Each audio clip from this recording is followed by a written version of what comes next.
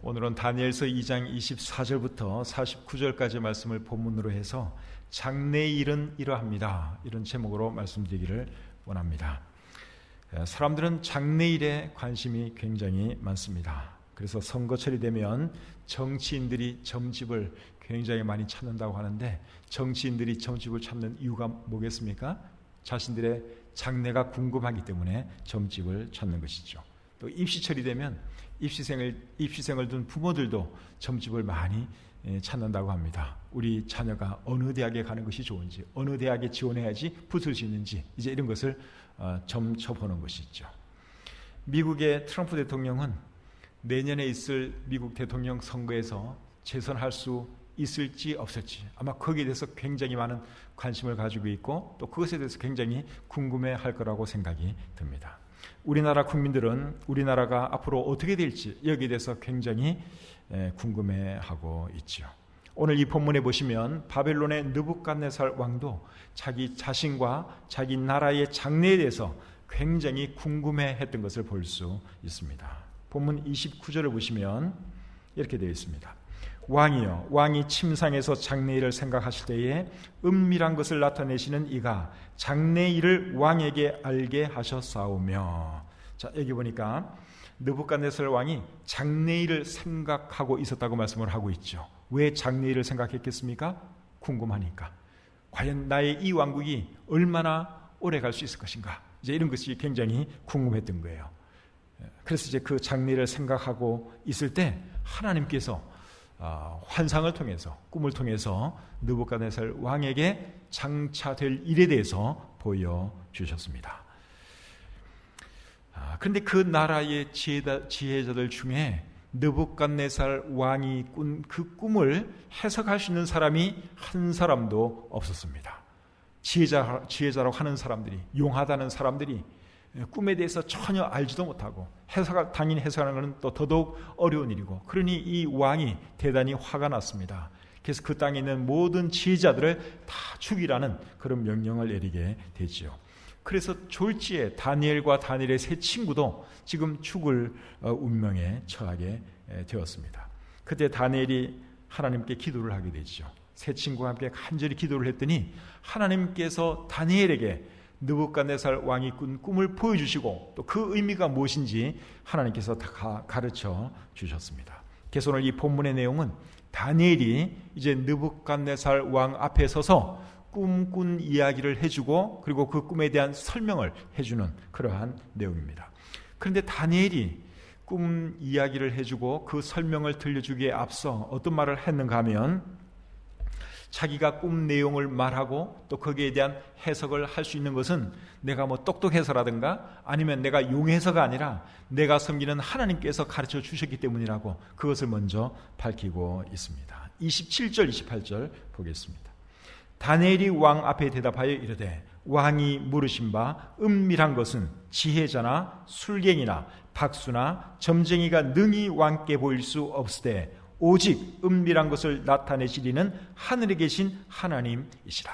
하나님 외에는 왕이 꾼 그 꿈에 대해서 알 수 있는 사람도 없고 해석할 수 있는 사람도 없다. 오직 하나님만이 하실 수 있습니다. 그 말을 하고 있죠. 그리고 30절에 보시면 내게 이 은밀한 것을 나타내심은 내 지혜가 모든 사람보다 낫기 때문이 아니라, 내가 똑똑해서 내가 지혜가 뭐 특출나서 왕의 꿈을 해몽해 드릴 수 있는 그런 것이 아니라 하나님께서 보여주셨기 때문에 내가 이제 왕에게 설명을 해 드리겠습니다. 그러면서 설명을 하죠. 이렇게 함으로 다니엘은 모든 영광을 하나님께 돌렸습니다. 사랑하는 성도님 여러분, 우리도 이래야 되지 않겠습니까? 어렵고 힘들 때는 하나님께 기도하고 도와달라고 매달리다가도 하나님께서 도와주셔서 문제를 해결해 주시면 마치 자기가 잘나서 자기가 스스로 해결한 것처럼 그렇게 생각하고 하나님께 영광 돌리지 않을 때가 종종 있는데, 그런 사람 되면 안 되죠. 하나님께 돌려야 할 영광이 있다면 반드시 하나님께 돌려야 할 줄 믿습니다. 하나님은 저와 여러분들을 통해서 뭘 받기를 원하세요? 영광 받기를 원하세요. 그래서 크든 작든 항상 하나님께 영광 돌리고 하나님 은혜에 감사하는 저와 여러분들이 되어야 하는 것이죠. 자, 이제 느부갓네살 왕이 꾼 꿈이 무엇인지 그 내용을 한번 살펴보도록 하겠습니다.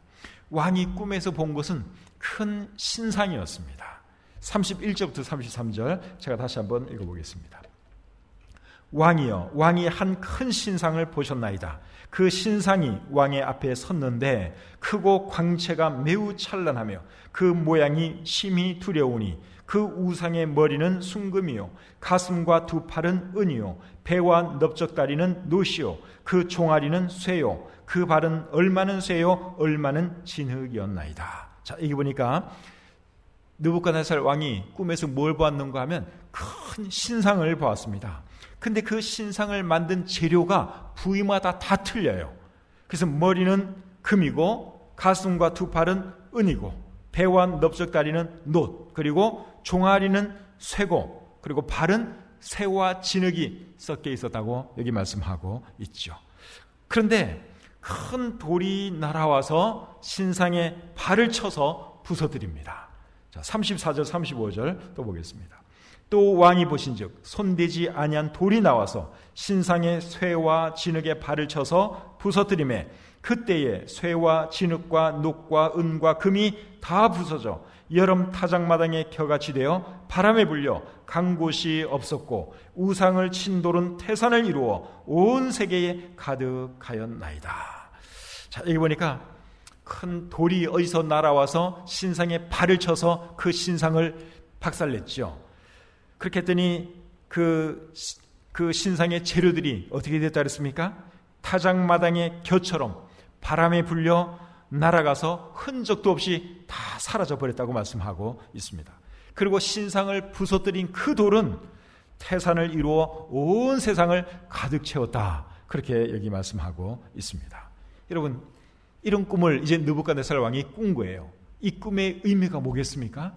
이제 이 꿈에 대한 그 의미는 오늘 본문 36절부터 45절까지 나오는데 이 말씀을 저와 여러분들이 교독해서 한번 읽어보겠습니다. 36절부터 45절까지 교독하겠습니다. 그 꿈이 이러한즉 내가 이제 그 해석을 왕 앞에 아뢰리이다.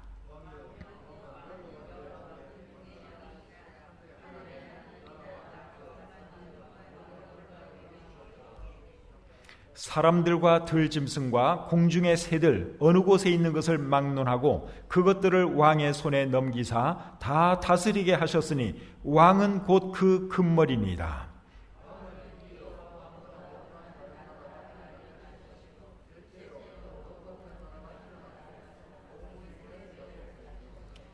넷째 나라는 강하기가 쇠 같으니 쇠는 모든 물건을 부서뜨리고 이기는 것이라. 쇠가 모든 것을 부수는 것 같이 그 나라가 문나라를 부서뜨리고 찌을 것이며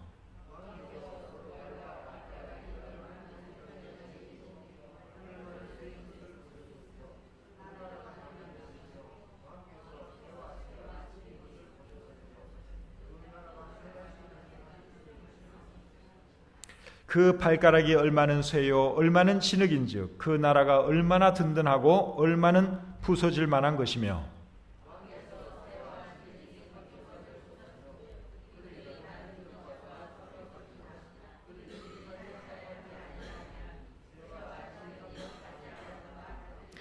이 여러 왕들의 시대에 하늘의 하나님이 한 나라를 세우시리니 이것은 영원히 망하지도 아니할 것이요 그 국권이 다른 백성에게로 돌아가지도 아니할 것이요 도리어 이 모든 나라를 쳐서 멸망시키고 영원히 설 것이라. 손대지 아니한 돌이 산에서 나와서 쇠와 녹과 진흙과 은과 금을 부서뜨린 것을 왕께서 보신 것은 크신 하나님이 장래일을 왕께 알게 하신 것이라. 이 꿈은 참되고 이 해석은 확실하니이다 하니. 자, 이제 꿈에 대한 그 해몽을 다니엘이 왕에게 해 주었죠. 근데 이 꿈이 결국은 무엇에 대한 꿈이었는가 하면 장래일에 대한 그러한 내용이었습니다. 다른 재료로 만들어진 신상의 각 부위는 바벨론 제국으로부터 시작해서 그 이후에 나타날 나라들을 상징하는 것입니다. 그래서 금으로 만들어진 머리는 바벨론 제국을 상징하는 것입니다. 38절 끝부분에 보니까 왕은 곧 그 금머리니이다. 그러니까 이 신상의 머리가 금으로 만들어져 있는데 그 금머리는 바벨론 제국을 의미하는 것입니다. 그 다음에 은으로 만들어진 가슴과 두 팔은 어느 나라를 상징하는 것인가 하면 바벨론 제국 다음으로 일어날 나라를 상징하는 것입니다. 39절에 보니까 왕을 뒤이어 왕보다 못한 나라가 일어날 것이요, 이렇게 말씀을 하고 있죠. 여러분, 바벨론 제국이 무너지고 나서 그 다음에 일어난 나라, 제국이 어느 나라입니까? 메대와 바사 제국입니다. 바벨론 제국은 기원전 539년에 메대에 의해서 무너지고 맙니다. 그 말씀은 다니엘서 5장 30절과 31절에 나옵니다. 한번 보겠습니다. 다니엘서 5장 30절 31절. 그날 밤에 갈대아 왕 벨사살이, 갈대아 왕은 바벨론 왕을 말하는 것입니다. 갈대아 왕 벨사살이 죽임을 당하였고 메대 사람 다리오가 나라를 얻었는데 그때의 다리오는 62세였더라. 결국 바벨론을 무너뜨린 나라는 어느 나라입니까? 메대라고 하는 나라지요. 근데 이 메대라는 나라는 바벨론을 멸망시키고 나서 얼마 안 가서 바사, 즉 페르시아에 합병이 되고 맙니다. 그래서 메대와 바사, 이 두 나라는 하나로 묶어서 표현될 때가 참 많습니다. 다니엘서 5장 28절을 보겠습니다. 다니엘서 5장 28절을 보시면 베레스는 왕의 나라가 나뉘어서 메대와 바사 사람에게 준 바 되었다 하면이다. 여기 보니까 메대와 바사 사람에게 이 바벨론이 넘어갈 것을 말씀하고 있죠. 그래서 원래는 이제 엄격히 말하면 메대의 다리오 왕이 이 바벨론 제국을 무너뜨렸는데 이 메대는 금방 바사, 페르시아에 합병이 됩니다. 그래서 이 두 나라는 보통 이렇게 한꺼번에 많이 취급됩니다. 그리고 바사 제국의 첫 번째 왕은 누구죠? 바사 제국, 페르시아 제국의 첫 번째 왕은 고레스 왕이라고 하는 사람이죠. 이스라엘 사람들을 다시 자기 나라로 돌아가게 해준 그 왕입니다. 그 다음에 이제 노스로 만들어진 배와 넓적다리는 바사 제국 다음으로 일어날 나라인데 그 나라는 그리스 제국입니다. 그리스 제국은 기원전 330년에 바사 제국을 무너뜨리죠. 그리고 바사를 무너뜨린 그리스의 왕이 누군가 하면 유명한 알렉산더 대왕입니다. 그 다음에 네 번째 그 부분인데 쇠로 만들어진 종아리, 그리고 새와 진흙으로 만들어진 발. 이 나라는 어느 나라를 말할까요? 그리스 제국 다음에 들어설 나라인데 이 나라는 로마 제국입니다. 로마 제국의 초대 황제는 아우구스투스 황제입니다. 아우구스투스 황제인데 이 사람이 로마 황제였을 때 예수님이 이 세상에 태어나셨습니다. 누가복음 2장 1절에 보시면 가이사 아구스도 때 예수님이 이 땅에 태어나신 것을 거기에 말씀하고 있는데 가이사 아구스도가 이제 아우구스투스 황제라고 하는 사람입니다. 그런데 가이사라고 하는 이 말은 가이우스 율리우스 가이사라고 하는 사람의 이름 성입니다. 가이사라고 발음하기도 하고 뭐 카이사르, 영어 발음으로는 시저 뭐 이렇게 발음을 합니다. 근데 이 사람이 뭐 하는 사람인가 하면 로마의 종신 독재관이었어요. 그러니까 로마가 제국이 되기 전에, 로마 황제가 즉위하기 전에 이 가이사라고 하는 사람이 로마를 통치했는데 그의 양아들이 이제 그 아우구스투스 황제가 됩니다. 그래서 이제 이 사람의 이름 가이사, 이것이 나중에는 로마 황제의 어떤 호칭처럼 그렇게 사용되게 되죠. 그래서 우리 성경에도 보면 로마의 초대 황제 이름을 어떻게 소개하고 있는가 하면 가이사 아구스도, 세상 세계사에서는 아우구스투스 황제 그렇게 부릅니다. 그래서 이 가이사라는 말은 사실은 이제 황제라는 그러한 의미로 사용되기도 하죠. 그리고 예수님이 성인이 되었을 때 로마 황제의 이름은 뭐였는가 하면 디베료라는 사람입니다. 디베료 황제라고 누가복음 3장 1절에 나옵니다.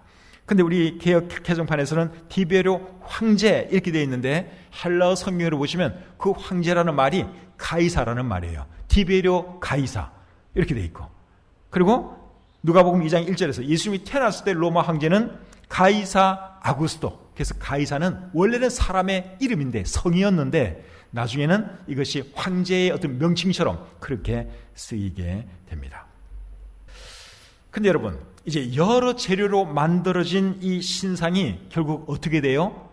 어디선가 날아온 한 돌에 의해서 산산초각으로 깨어지게 되지요. 근데 이 돌이 그 신상에 어디를 쳤는가, 그것이 중요합니다. 자, 34절을 여러분 다시 보겠습니다. 34절입니다. 같이 한번 읽죠. 시작. 또 왕이 보신즉 손대지 아니한 돌이 나와서 신상의 새와 진흙에 발을 쳐서 부서뜨리매. 그 신상의 어디 부위를 쳤어요?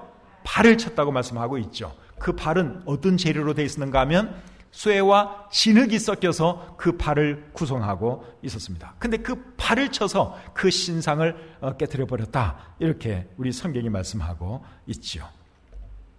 여기서 말하는 이 돌은 누구를 상징하는 걸까요? 그는 전혀 어렵지 않습니다. 누구를 상징하는 것 같아요? 예수님을 상징하는 거예요.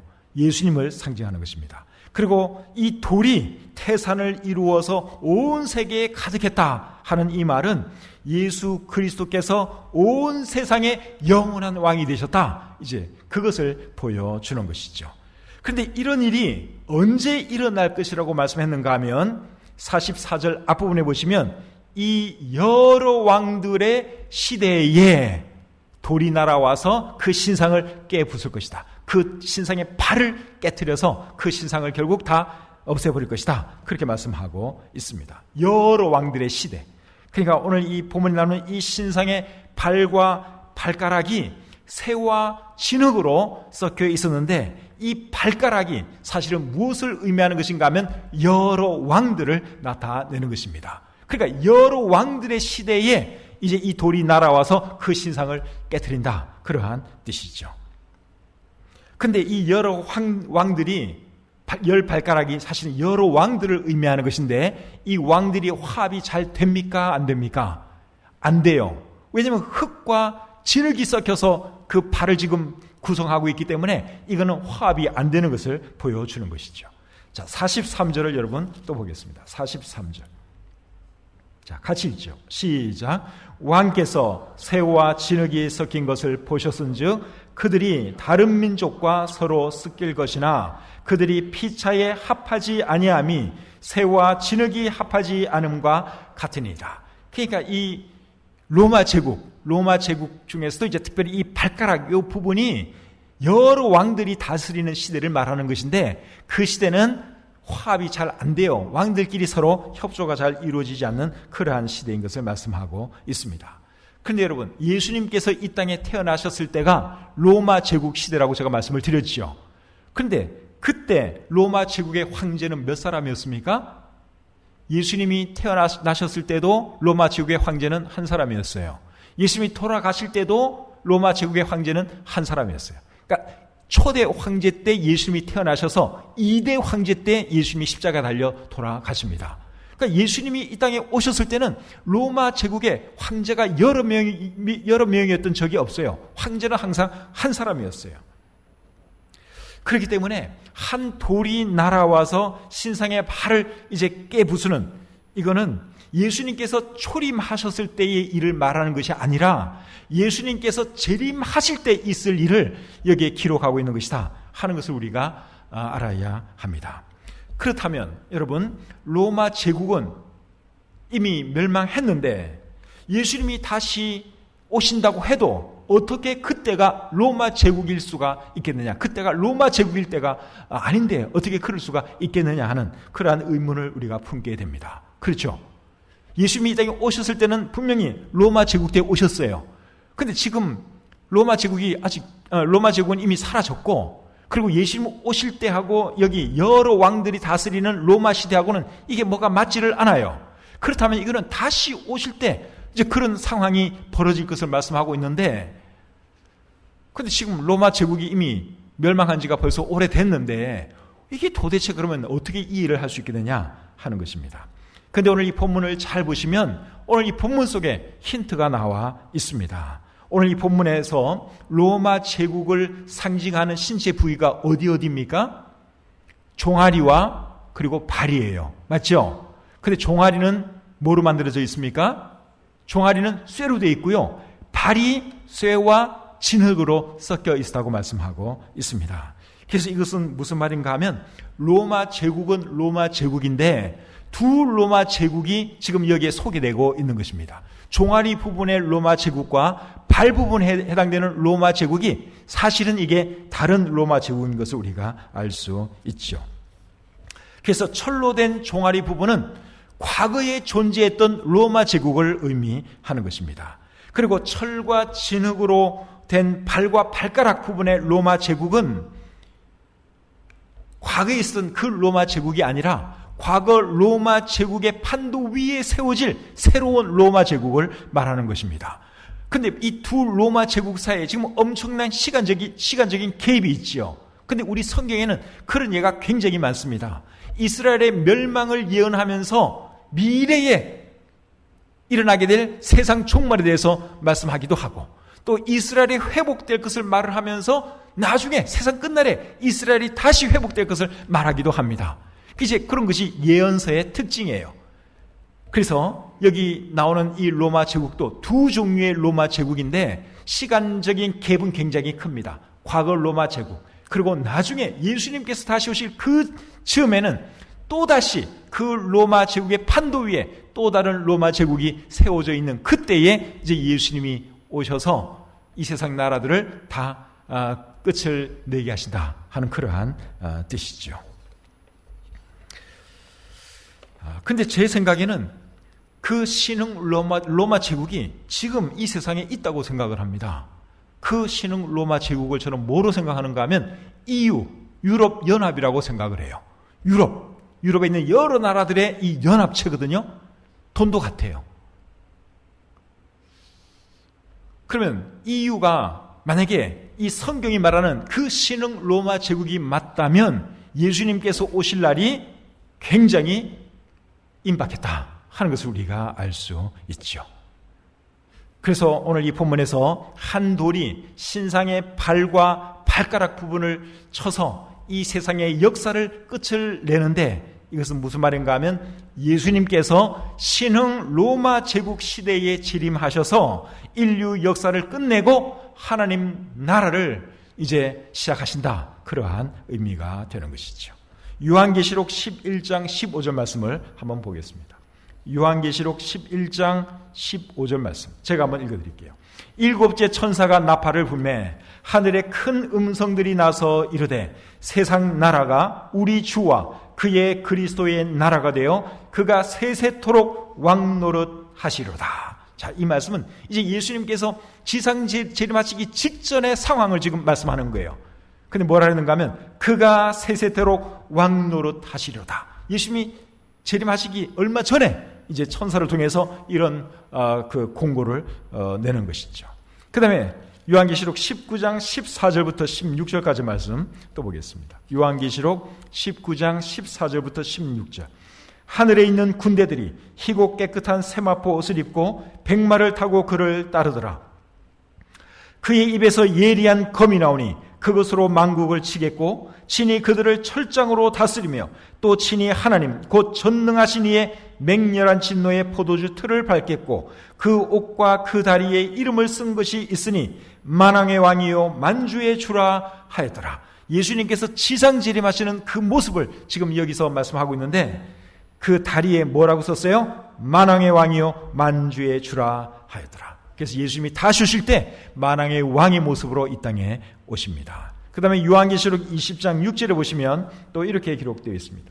이 첫째 부활에 참여하는 자들은 복이 있고 거룩하도다. 둘째 사망이 그들을 다스리는 권세가 없고 도리어 그들이 하나님과 그리스도의 제사장이 되어 1000년 동안 그리스도와 더불어 왕노릇 하리라. 이번에는 그리스도께서 1000년 동안 왕노릇 하는 것을 여기 말씀하고 있죠. 그리고 이 1000년의 왕노릇 기간이 끝나면 이제 영원토록 천국에서 주님의 백성들과 함께 우리 주님이 왕으로서 지내게 되십니다. 그것이 오늘 이 본문에서 하나님께서 느부갓네살 왕에게 보여주신 그 꿈에 대한 설명입니다. 인류 역사를 쫙 보여준 거예요. 바벨론 제국으로부터 시작해가지고 그 다음에 어떤 나라들이 일어나고 결국은 최종적으로는 이제 예수 그리스도의 영원한 왕국이 들어설 것이다 하는 것을 꿈을 통해서 보여준 것이죠. 그런데 오늘 이 본문을 잘 보시면 인간 나라들을 상징하는 신상의 각 부위 재료가 점점 나빠지고 있죠. 제일 위는 뭐였습니까? 금이었어요. 금. 그 다음에는 은, 그 다음에는 놋, 그 다음에는 쇠, 그 다음에는 철과 진흙. 이렇게 점점 재료가 나빠지고 있는 것을 볼 수 있습니다. 여기는 어떤 뜻이 있을까요? 이것은 무슨 뜻인가 하면 이 나라들의 왕권이 점점 갈수록 약해지는 것을 보여주는 것입니다. 바벨론 제국의 느부갓네살 왕은 절대 권력자라고 할 수 있습니다. 자기 기분에 따라서 사람들 얼마든지 죽일 수도 있고 마음대로 할 수 있는 사람이 그 당시 왕이었어요. 그러니까 이 절대 권력의 왕이었어요. 근데 그 다음으로 점점 이 세대가 갈수록 왕권이 약화됩니다. 그리고 로마 제국 시대에 가서는 이제는 로마 황제가 있었지만 나중에는 또 로마 그 시대에 민주주의가 또 발전하게 됩니다. 그러면서 왕권은 굉장히 약해지게 되죠.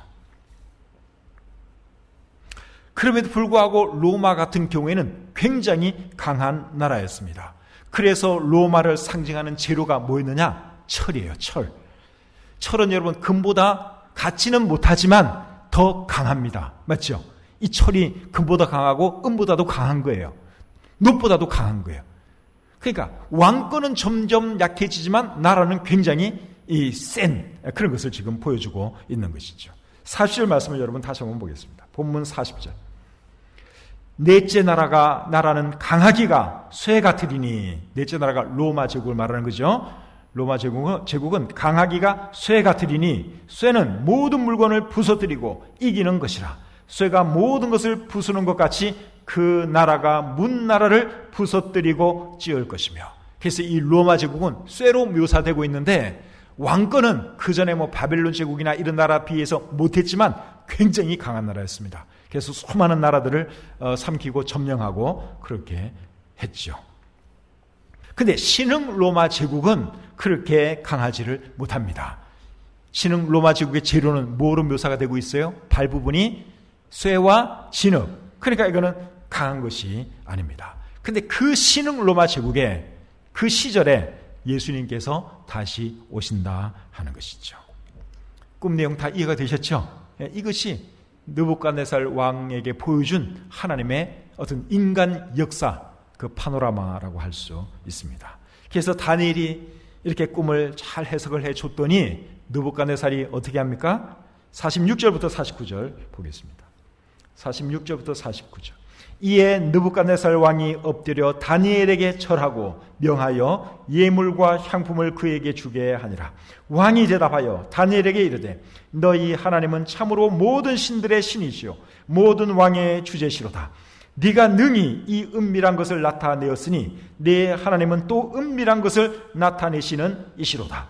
왕이 이에 다니엘을 높여 귀한 선물을 많이 주며 그를 세워 바벨론 온 지방을 다스리게 하며 또 바벨론 모든 지혜자의 어른을 삼았으며 왕이 또 다니엘의 요구대로 사드락과 메삭과 아벳느고를 세워 바벨론 지방의 일을 다스리게 하였고 다니엘은 왕궁에 있었더라. 자, 이 느부갓네살이 꿈 해몽을 듣고 다니엘에게 어떻게 했어요? 절을 했다고 했습니다. 절. 이 절대 권력자가 나이도 얼마 안 된 소년 다니엘 앞에 절을 했습니다. 정말 놀라운 일이 일어났죠. 그리고 다니엘의 하나님을 이 느부갓네살 왕이 찬양했습니다. 그리고 다니엘로 하여금 바벨론 온 지역을 다스리게 해 주었습니다. 다니엘에게 찾아온 그 위기가 결국 어떻게 되었습니까? 폭우로 변했어요. 하마터면 다니엘 죽을 뻔했어요. 다른 지혜자들과 함께 다 죽을 뻔했는데 결국은 이 위기가 오히려 기회가 되었고 그리고 왕 다음으로 높은 그러한 사람이 되게 해 주었다 하는 것이죠. 그래서 저와 여러분들의 삶에도 위기가 찾아오면 여러분 무조건 그냥 인상 쓰고 불평할 것이 아니라 하나님의 뜻이 무엇일까? 그것을 생각하면서 하나님께 도움을 구하면서 위기를 잘 헤쳐나갈 수 있기를 바랍니다. 그렇게 하면 나중에 그것이 복이 됩니다. 위기가 기회로 변하게 되는 것이죠. 근데 여러분, 하나님께서 다니엘을 사실을 의도적으로 높여주시기 위해서 느부갓네살 왕에게 꿈을 꾸게 한 것이고 다니엘로 하여금 해몽하게 만들어 주신 것입니다. 그냥 단순하게 여러분 이 인류 역사가 어떻게 펼쳐질 것인가 그거 그냥 알려주려면 다니엘에게 직접 보여주셔도 얼마든지 할 수 있는 분이죠. 그런데 굳이 느부갓네살 왕을 통해서 이렇게 보여주셨다고 하는 것은 다니엘을 이제 그 나라의 높은 사람으로 만들어주기 위해서 사실은 하나님이 그렇게 하신 것이죠. 근데 왜 하나님이 그렇게 하셨을까요? 왜 다니엘을 이렇게 높은 사람으로 만들어 주셨을까요? 그 이유는 뭔가 하면 지금 다니엘은 바벨론의 포로로 끌려온 사람이에요. 다니엘이 포로로 끌려온 그 해는 기원전 605년입니다. 그러니까 제일 먼저 끌려온 사람 중에 한 사람이 다니엘이에요. 그러다가 이제 또 기원전 597년 몇 년 뒤에는 또 누가 바벨론으로 끌려오는가 하면 누가 끌려오죠? 에스겔 선지자와 또 많은 사람들이 바벨론으로 끌려오게 됩니다. 그리고 유다가 멸망할 때 그때는 기원전 586년인데 그때 또 수많은 사람들이 이제 바벨론으로 포로로 끌려오게 돼요. 근데 사람들이 포로로 떡 끌려와서 보니까 그 나라의 두 번째로 높은 사람이 누구예요? 다니엘이에요. 다니엘. 그리고 다니엘의 세 친구도 굉장히 높은 사람이 다 돼 있는 거예요. 그때 유대인들의 마음이 어떻겠습니까? 얼마나 위로가 되겠습니까? 그렇죠. 다니엘이 끌려가면 다 죽는 줄 알았는데 와 보니까 와 우리나라에서 끌려온 저 다니엘이 이 나라에서 두 번째로 높은 사람이네. 또 사드락과 메삭과 아벤노도 굉장히 높은 사람들이네. 그걸 알게 되면 유대인들이 위로가 될까요? 안 될까요? 위로가 되겠죠. 이런 목적으로 하나님께서 다니엘과 그의 세 친구를 높은 자리에 있게 해 주신 것입니다. 유다 사람들이 잘못해서 하나님 그 나라를 멸망시키시지만 그래도 그 나라 사람들에 대한 하나님의 사랑은 변함이 없거든요. 그래서 그 사람들 위로해 주시려고 다니엘을 높은 자리에 올라가게 해 주신 것이죠. 요셉을 애굽의 총리로 세운 목적도 다 마찬가지 아니겠습니까? 요셉을 하나님께서 애굽의 국무총리로 세운 목적이 뭐겠어요? 다가올 기근을 준비하고 그리고 애굽 땅에서 이스라엘을 큰 민족 되게 하시려고 하나님께서는 요셉을 먼저 애굽 땅에 오게 하신 것이죠. 그래서 하나님께서 하시는 일에는 다 뜻이 있습니다. 요셉이 제일 처음에 포로로 끌려갈 때는 왜 내가 포로로 끌려가야 하는지, 왜 내가 종으로 끌려가야 하는지 이해 못했을 거예요. 다니엘도 기원전 605년에 포로로 끌려올 때는 내가 왜 바벨론으로 포로로 끌려가야 하는지, 왜 하나님이 나에게 이러시는지 다 이해를 못했을 것입니다. 그런데 시간이 지나고 나서 보니까 하나님이 그래서 나를 먼저 오게 하셨구나 그들이 깨달았을 것입니다. 여러분 에스더를 바사의 왕비, 페르시아의 왕비로 세워주셨는데 거기에도 다 뜻이 있는 것 아니겠습니까? 이때를 위함이 아닌가. 그래서 자기 민족을 구하게 하시려고 하나님께서는 에스더를 왕비가 되게 해 주신 것이죠. 그래서 우리는 여러분 하나님의 큰 그림을 볼 줄 알아야 됩니다. 당장에 어떤 일이 안 좋은 일이 일어나면 왜 나에게 이런 안 좋은 일이 생겼을까? 불평하고 하나님 원망할 것이 아니라 여기에도 하나님의 뜻은 분명히 있을 것이다. 그 뜻이 무엇일까? 큰 그림을 생각하고 그것을 볼 줄 알아야 하는 것이죠. 이제 말씀을 마치겠습니다. 오늘 이 본문을 통해서 인간 역사의 큰 그림을 우리가 봤어요.